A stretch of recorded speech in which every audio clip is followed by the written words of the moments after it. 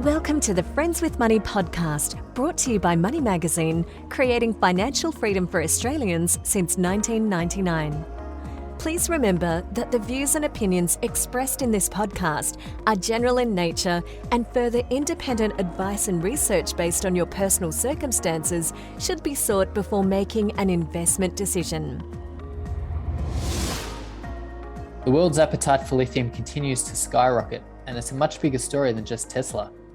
We've got Kanish Chugh, Head of Distribution at ETF Securities, back on the podcast to take us through why we're seeing a boom in demand for lithium and how investors can tap into the value chain using ETFs. So Kanish, first it was gold fever. Are we now seeing lithium fever? Yeah, it's been interesting, hasn't it? I think there's been a lot of media attention around lithium, especially, I guess, from an Australian perspective. There are a few sort of lithium miners that are definitely gaining popularity, and you've seen their sort of price moves considerably sort of grow in the past sort of 18 months.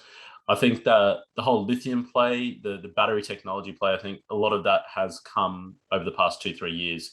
You know, from when we first heard about battery technology or, you know, electric vehicle cars, which is the first Tesla, I think was in the late 90s, early 2000s. Not many people, even in the early 10, 15 years ago, you wouldn't have bought one. You wouldn't have considered one. It was too expensive, reliability issues, you know, where would you charge it? How would you charge it? I think that whole angle has definitely picked up, and, you know, it's potentially the way forward as well. Is the lithium ion battery the whole show? Is that purely what's driving demand, or are there other applications too that are driving the lithium price? So that is probably the main driver of the lithium price. In particular, I guess, if you think about the battery technology play.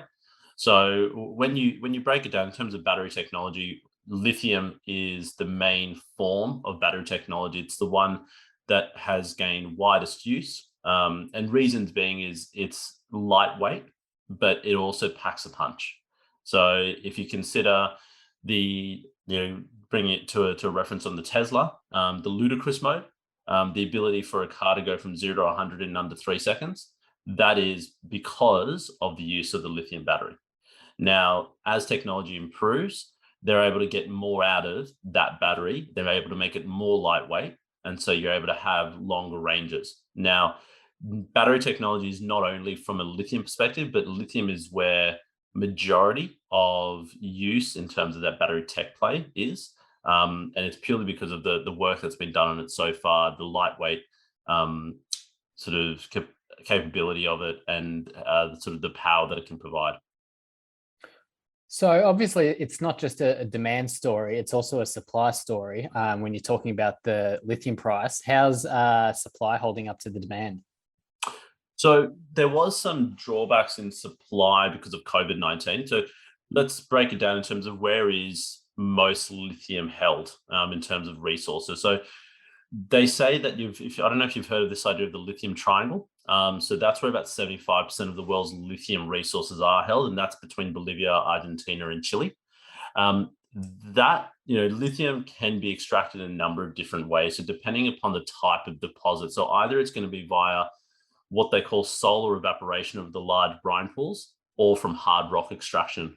Now, essentially within that lithium, resource space, you have that triangle. Majority of the lithium that features in that South American triangle is going to be of the lithium that is extracted by that solar evaporation of large brine pools. Now, it's interesting from an Australian perspective, because from where we sit at the moment, you know, we are actually one of the leaders in lithium producers. Now, that's been interesting because we don't rank in those top 3 countries that I mentioned before. So we're not in that lithium triangle.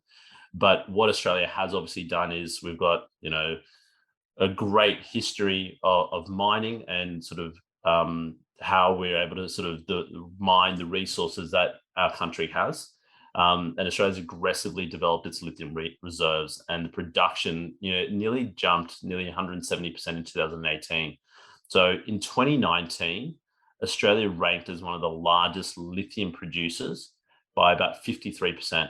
Coming in second was Chile at 21.5%. So it puts it in perspective in terms of whilst we are sitting on maybe a smaller scale of lithium, in terms of we're sitting on around, I think it's about 20% of the world's total lithium Australia has, but we are definitely punching above our weight in terms of the, I guess you could call the mining of it. Now, that has meant that, when you talk to a lot of, from a battery technology perspective, they rely very much on Australian lithium for that. But the key point is the type of lithium that gets produced. And, from an ETF security standpoint, we have the ETF ACDC. It looks at battery technology, it looks at lithium, but we only look at battery grade lithium miners. So there's a specific type of lithium that is suitable for battery technology in its final form. And there are specific miners that are able to produce that battery grade lithium, and they're the ones that we're looking at. Can you get that quality of lithium from both the brine and the hard rock? Or does it favor one or the other? I believe you can get it from both, but I believe from the brine, and look, I'm not a lithium mineral expert, but from my understanding, I believe it is a bit of a longer process. So it potentially can take a little bit longer. I think that the lithium that Australia currently produces is, for the most part, some of the battery grade lithium miners here in Australia have an ability to produce an easier source of lithium for those battery technology companies. So walk us through the production cycle, the supply chain. Most of it, I read, ends up in China, the vast majority of lithium, of commercial grade lithium. Is that right? Look, I think from a production side, it really ranges. So if you think about it, you're going from the mining of the raw materials to then the manufacturing of that. The manufacturing of those lithium batteries, it definitely, is centered in and around a number of Asian companies. Samsung SDI features high up there. So Korea, Japan, China is making a bigger play into the lithium space. They're very much focused, I guess, on, bringing down emissions within their country. So they've got this big drive for electric vehicles. So there's a big push within China. I don't know if that's the case that lithium, is just simply going towards from a Chinese perspective, but I do know that there's a number of companies from Asia, Korea, Japan, China obviously is now coming up as well, that feature heavily in that manufacturing of from the lithium into the battery technology, so the batteries itself. So when you talk about lithium, it's very easy for people, I think, to think immediately of Tesla and the lithium batteries that Tesla uses. But of course, it's an entire supply chain story. What parts of the supply chain do you see the greatest growth potential looking forward? Yeah, so I think the greatest growth potential is I think there's two parts. So, or you could call it three parts. So you've got the manufacturing element. And so you've got the lithium miners. We need that to really produce the raw material. So you've got the mining, the resource element. You've got the manufacturing side. So that's companies like Samsung SDI or LG Chem. Now, some of these companies actually have contracts with car manufacturers to produce the battery packs that they require.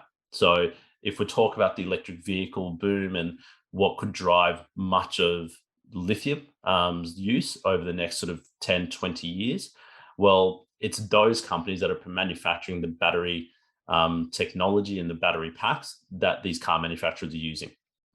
And then you go down that path in terms of, well, what about the application side? So on the application side, well, then, yes, it's companies like Tesla, but it's not only Tesla. So it's companies like BYD, for example, or companies like, Renault is a great example, or Volkswagen. I think it was the Renault vehicle. There's a particular electric vehicle they had. It was the best-selling electric vehicle in Europe for 2020. So you've got other car manufacturers. We all just assume it's Tesla, but majority of the car manufacturers at the moment, global car manufacturers that have, factories, they're efficient processes, they're already set up from that perspective. They're looking to phase out of petrol and diesel vehicles into electric vehicles. And so that's going to be a big part as well. And then finally, I think that the last one in terms of the battery technology is going to be sort of what you could call the enablers. So these are people that are producing things like the recycling aspect of it, which not a lot of people talk about, but there needs to be a focus on it in the long term, especially when you're thinking about battery technology is a clean technology. The whole idea is that we're wanting to produce some form of energy resource that helps us become more greener. Now, what about the recycling of lithium batteries? Now, that needs to be considered, and there are companies that are focusing on that. But then you also think about the charging infrastructure or grid edge or inverters. So in charging infrastructure, there's a US company called SolarEdge. SolarEdge is a US company. Their main current source of revenue is the retail solar panel market in the US. But what they're converting a lot of their sort of focus into is they're focusing now on the charging infrastructure for electric vehicles. And they've already got that solar panel market and that solar technology. So they're able to now maybe lay out that charging infrastructure, utilizing the power of the sun to power those chargers. So again, you now have an ability of a company that's really looking beyond just, say, the electric vehicle or a Tesla, for example. And with Joe Biden coming out recently, I think it was earlier this year, with his sort of infrastructure package for the US, the electrification of the US is what he's calling it. He wants there to be all government vehicles to be electric. He wants there to be a charging infrastructure sort of roadmap throughout the whole country, and it's going to be companies like SolarEdge that benefit from that. But the last thing I just want to add is, so there's sort of the four elements of that supply chain, and we talk about lithium a lot, but there's more to battery technology than just lithium. It's things like flow-based batteries.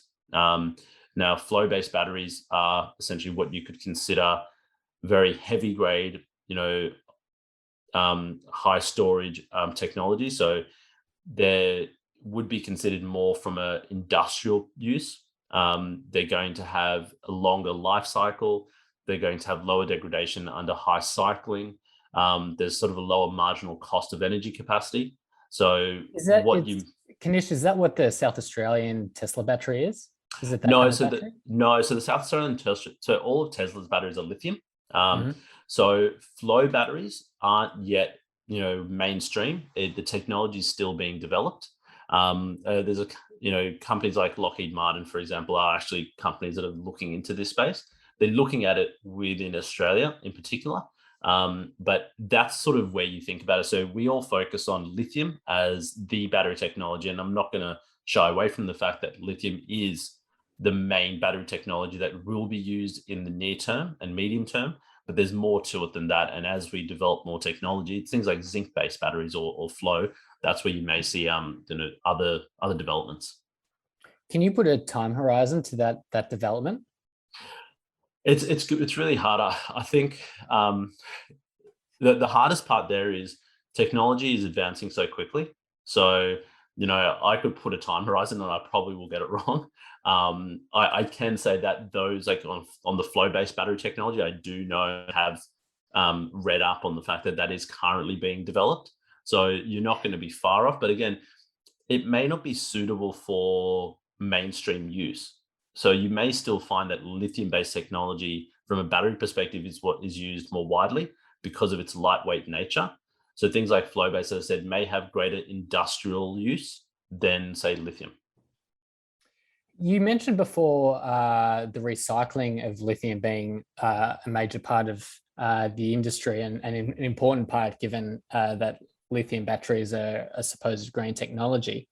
What does that recycling look like? I was under the impression, as you've mentioned, that lithium batteries degrade. So what kind of applications is that lithium repurposed for?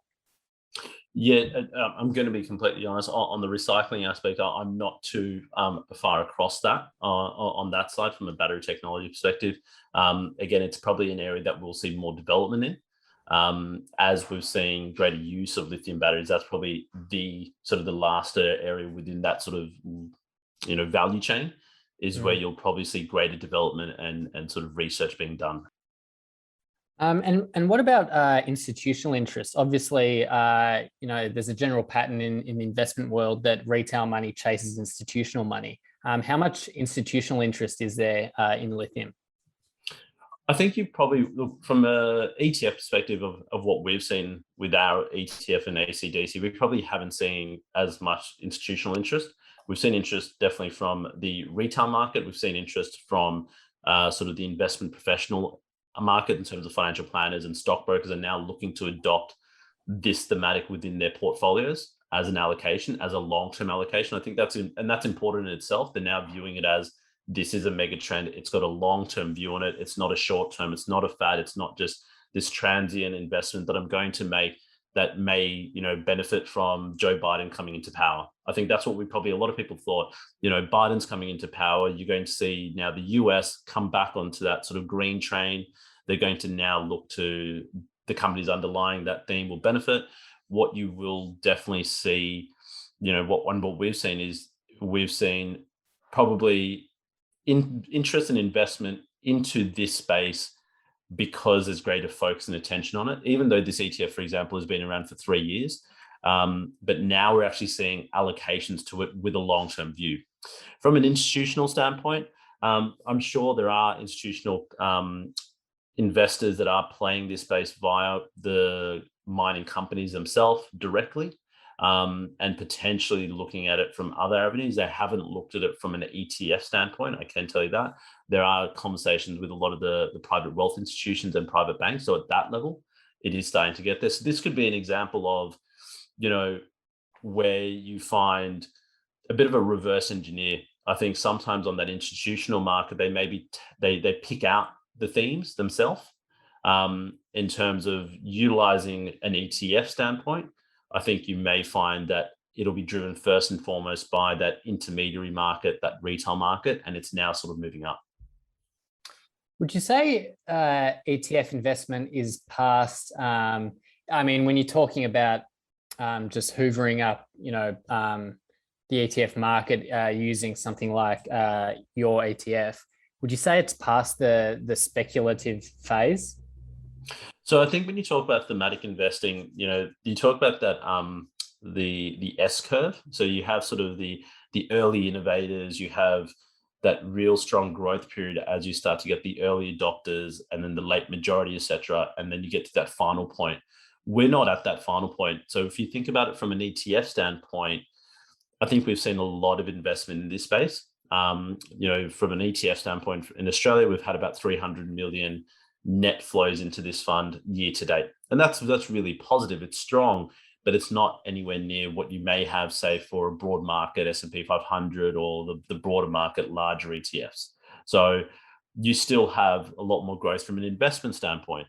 But if I take a step back and go, well, on that S curve in terms of adoption as a technology or as a mega trend, if you think about the fact that electric vehicles, I think the electric vehicle sale only make up about 3% of total sales. I think it was in 2020 or 2019. So we're very much at that early stage. You're going to see much greater use of the underlying companies, technology, products and services within this thematic in the next 5, 10, 20 years. So there's much more growth to be had from a company perspective or from a thematic perspective. So a lot of investors are now, I think, focusing a bit more on this theme, but I think, to be honest, investors are probably focusing a lot more on thematics generally.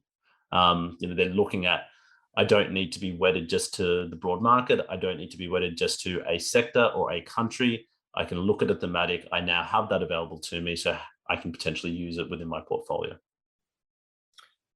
So obviously, gaining exposure to a new sector like lithium provides a layer of diversification.